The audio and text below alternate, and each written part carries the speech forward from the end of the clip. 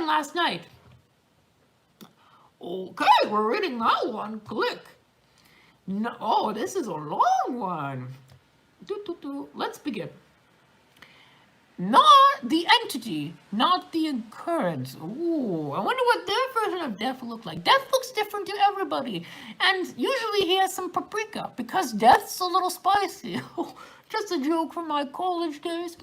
Yesterday I was talking to an old friend of mine. Is she dead? That's my guess. That's my guess.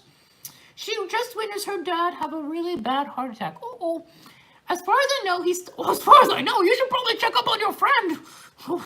He's still alive, but she hasn't responded to any of my texts. Oh, okay. Fair. I'm glad you're being a good friend.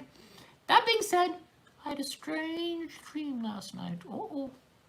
I was laying on my couch watching TV when this small being, drenched in black mist, floated past me and turned into a doorway. Ooh. I could faintly make out its charred skull. It was cloaked in the mist that followed was a lot like a black smoke, disappearing behind as if it glided through the air. It kind of reminded me of the Dementors from Harry Potter, probably because you were dreaming about them.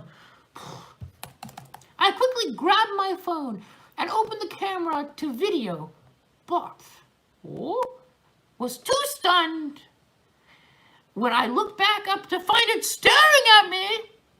The skull was hard to see, but I could make out its fingers hanging from its dark cloak. Its face was obviously a skull, but so black it was hard to find the lines, but its dark eye holes, nose, and loosely closed mouth were the darkest I could see, other than its cloak. Whoa, spooky, spooky. I fell back upon the couch, looking. I lost it. Come back. Oh, maybe it's the ghosts around us trying to stop me from reading this, but I can't. I'm too invested. I wasn't sure if it was coming closer to me or staying stagnant from the bright TV shining. Could you imagine the Grim Reaper being scared of a TV light? I can't.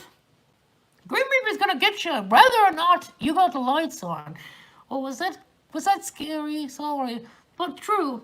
But as I spoke, telling it had to leave and leave my family alone, that's when I woke up in a sleep paralysis in my bed. The room was dark, but I finally got on the strength to turn the lamp on. In the living room, there was nothing out of the ordinary. The light was dimmed, and the TV was shut off, like it was supposed to be. Ooh. The only difference I noticed was my living room seemed larger in the dream, and there was no doorway behind the TV, just a wall. And death, I'm assuming that's what this entity was smaller than the last few things I've seen.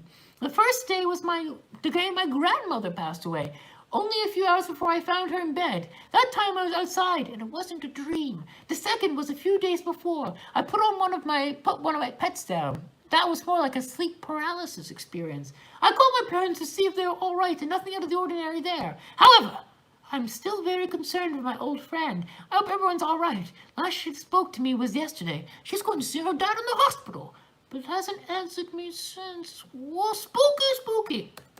I think the idea of death is fascinating, but I feel this definitely falls more into the sleep paralysis demon kind of category.